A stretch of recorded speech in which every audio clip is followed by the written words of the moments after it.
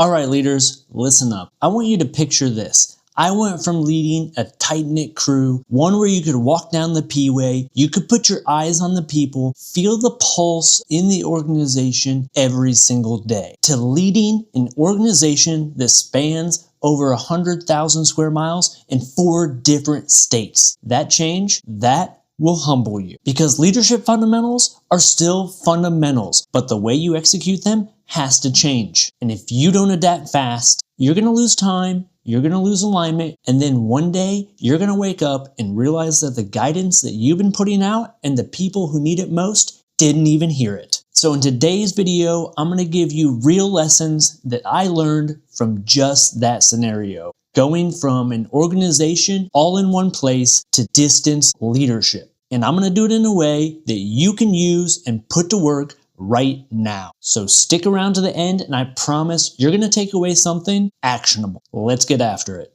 Here's the story where I learned that I needed to think strategically and differently. Early on, me and my captain, we were putting out guidance, policy changes, information, the normal things that leaders do every day at the executive level. Then one day, we were out in the field talking to our in-line recruiters, the ones out there in the remote environment doing the job. We said, hey, what do you think about that new policy change that we sent out? And they said, what are you talking about? What policy? And that right there, that told me that we had a problem. And the way that I was leading wasn't effective. So we had to create a change. Because if the field doesn't know that the change is there, did you really make a change? So here's lesson number 1. And this is the foundation. Trust me, it's absolutely critical that you spend calories trying to master this. Lesson number 1 is communication is everything. You think you're good at it, but it'll humble you real quick. When you lead under one roof, it may seem hard. That's easy compared to leading across distances. If you're like me, you won't even realize how much proximity makes that easy and how much you rely on going directly to talk to people one-on-one, face-to-face until it's gone. But when you're communicating across long distances, especially multiple states, communication isn't a nice to have. It's the life or death for your organization's alignment. And what we found when we looked at this is inside our organization, there were roadblocks, restriction points, and choke points that we didn't even realize were there. We're out here thinking that we're putting out policy and the field's out there saying, what policy? So here's what we did. We created one email, one single source of communication, the weekly roundup email. We use this as one single source of truth. And I tell my people and my leaders, if you read one email this week, if you read this one, you'll be 99% correct. All of my leaders across different departments all send inputs to me, and then I consolidate all of those inputs in one email that covers all the deadlines, all of the information, all of the policy changes in one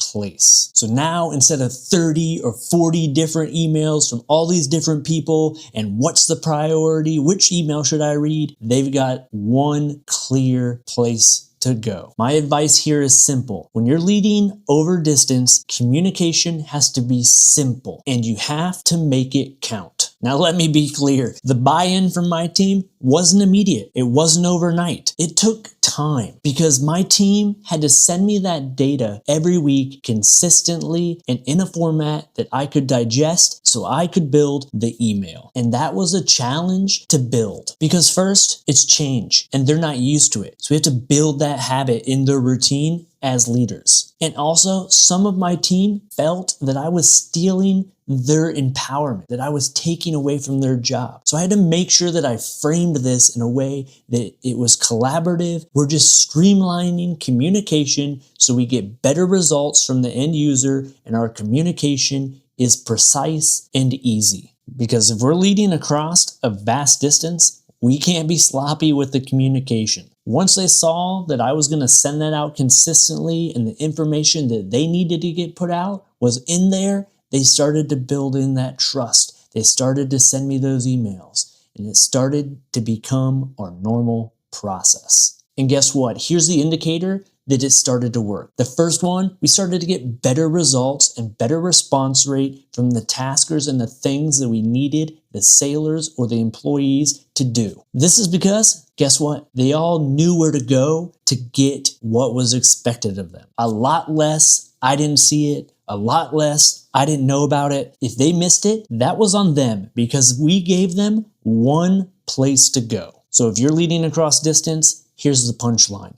Centralize communication. Lesson number 2, it's about consolidating your tools. One central location, one source of truth, no exceptions. So let's talk about the tools. This is one of the most painful things that I walked into when I got on the job. In my last organization, we had one calendar, one. So I got to this new job, I log into the computer and I go to the calendar so I can plan out my day. Then I'm sitting in my office, I'm doing work and somebody comes in and they grab me and they say, "Hey, you're supposed to be at a board. Why aren't you in there? You're late to a meeting. It started 5 minutes ago." And I say, "What meeting? Where was it scheduled?" So what's happening in this situation? We're wasting massive amounts of time that we need to meet the mission. Because when leaders don't know where to be and teams don't know where to be, the organization, it starts to feel sloppy. So we made it simple. One single source of truth, one calendar. And honestly, we didn't get a lot of resistance other than we had misunderstanding. My team didn't understand the limitations or exactly what our calendars could do. They thought you needed a separate Teams calendar to be able to plan those Teams meetings, an Outlook calendar, and all of these things. But the reality was, if we built the command calendar, it could be synced to your Outlook. You could build a Teams meeting inside Outlook once you synced it. So once we built the knowledge and taught our team how to use it, we went from 3 different calendars and consolidated down to 1. And our efficiency shot up significantly. So your job as a leader, it's not to get up and give those motivational speeches. It's to remove roadblocks and provide training and mentorship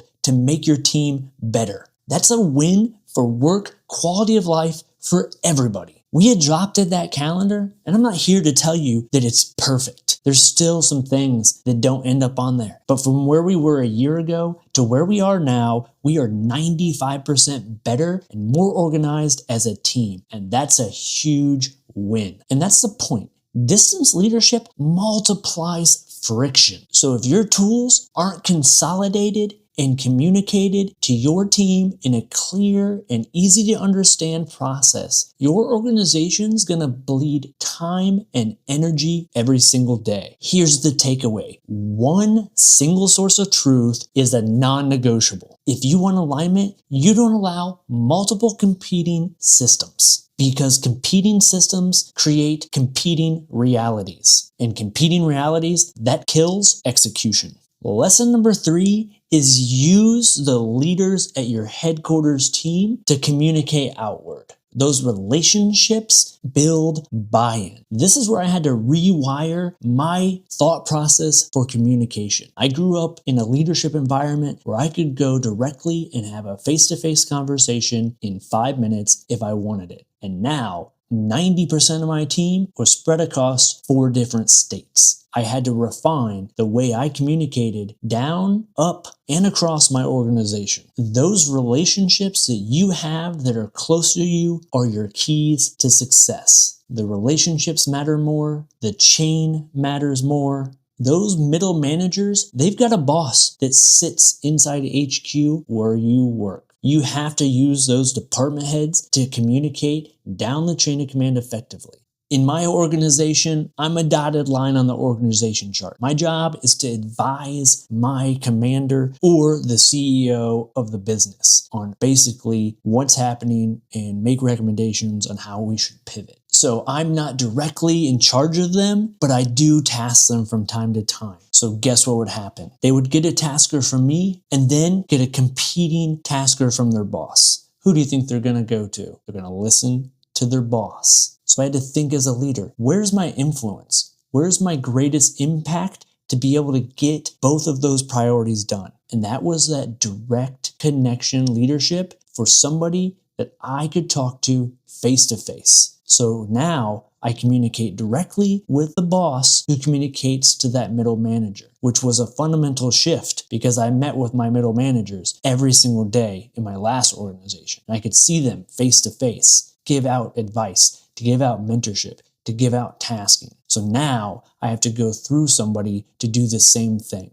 And me and that boss, since we're together, we have better alignment. So I had to realign my place in the organization to be as effective as possible. And here's the key line I want you to think about. Now I can have those hard conversations, those compromises with somebody that we can sit in a room and hash it out together, vice over the phone or over distance, which sometimes can breed frustration. That's not a weakness. That's smart leadership. Distance leadership is going to stop you from doing everything you may be used to doing in a direct manner. You're not a one-person execution machine. You're an influence engine. So build relationships with people that you can interact with face to face. That's how you build buy-in as a new leader. That doesn't mean abandon building relationships with the people at distance, because that is super critical as well. That buy-in, that moves priorities from start to finish line. Lesson number 4 is building culture is the hardest thing you're ever gonna do as a leader. And those microcultures, those are gonna make or break your team. I used to think when I first started leading that it was hard. And don't get me wrong, it's a challenge. But building a culture is extremely challenging. And building a culture over a massive distance, that is top tier challenge. Because every one of those locations out in the field, they build their own micro culture. And the danger is this: if there's a culture or there's a place where people aren't getting along, that can fester and run out of control quickly. And at the HQ level, it's harder to sense those microcultures. You have to fine-tune your ear. You can hear it in the tone. You can hear it in the delays. You hear it in the excuses. And you can hear it in those performance dips. So what did I do? If I heard a small inkling of a problem, I went out there. I got to ground zero. I sat down with those teams. I talked about culture, dignity, respect. We all have to be professionals early, quickly, often, because those culture problems, they're not going to be solved by an email. Culture problems get solved by presence, clarity, and those direct conversations. And here's what I'll tell you. If you're leading across states or a large organization, you have to listen for problems fast. And when something feels off, you move. Not next month, not when your schedule clears up, now. So if culture starts to trend in a negative direction in a pocket of your organization, you act quickly now or you inherit a huge problem later. Lesson number 5 was learn the language of the business you're in. Gotta be humble. This is my last lesson, and this one's personal. When you step into a new organization, a new environment, and something you've never done, you can't go in pretending like you know everything.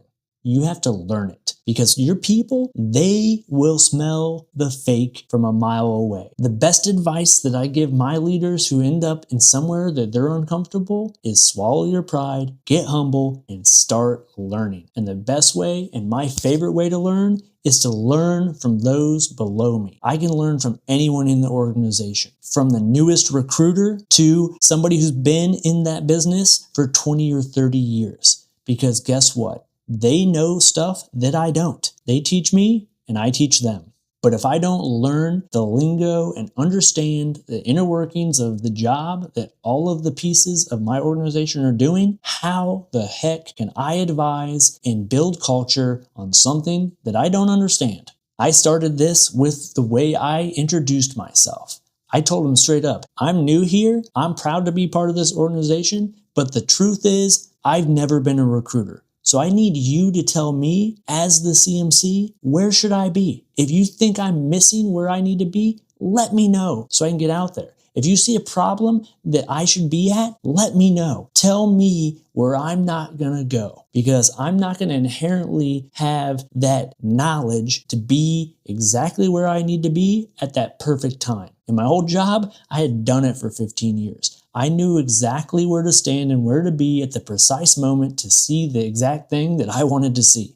This organization, not so much. So I had to rely on my leaders, those junior to me, to tell me, hey, you should be over here. Come watch this evolution. Come see this thing. This is how this works. I had to do so much learning and continue to do so much learning to make sure that I was being my best for my team. And if you don't do that, you will be ineffective and you're not doing your best for the team. Saying you don't know as a leader isn't a weakness. It's a strength. And I tell you, from me to you, it's an expectation. It's maturity. Don't pretend like you know, because again, they'll smell the fake. And you're going to lose that credibility, that influence that you need to be successful as a leader. The bottom line truth is that we can all learn something every day. None of us are perfect. None of us know everything.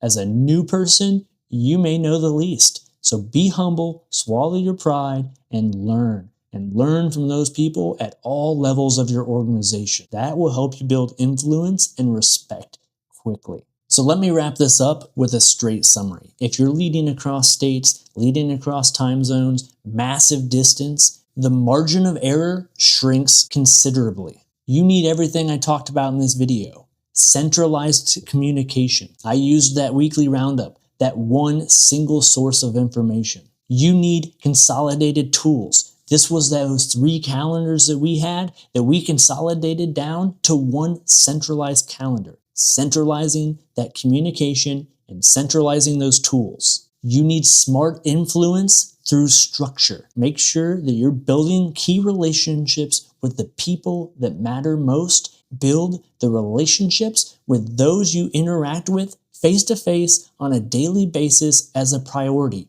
But don't forget all those other relationships. You have a responsibility to build those relationships with the people at distance, because our influence is defined by the strength of our relationships. You need aggressive culture management. Everyone in your organization has to be part of that culture equation. You will build the culture at that 30,000 foot level, but the culture out there at that remote environment will be built by the people there. You have to keep your ear on the pulse of the organization and attack problems quickly before they fester out of control. Lastly, you need that humility and you have to learn. This is where you swallow your pride and you start learning and you admit that you don't know, and you learn from anybody at any level of your organization to ensure that you understand the nuances of the business you're in. And if you remember nothing else, remember this. Just because you said it doesn't mean they heard it. Just because you planned it doesn't mean that they saw it. And just because you're the leader doesn't mean that you understand the mission at that level. Distance leadership forces you to lead on purpose. So lead on purpose. All right, that's the playbook. Now go execute. I appreciate your time, and I'll see you in the next video.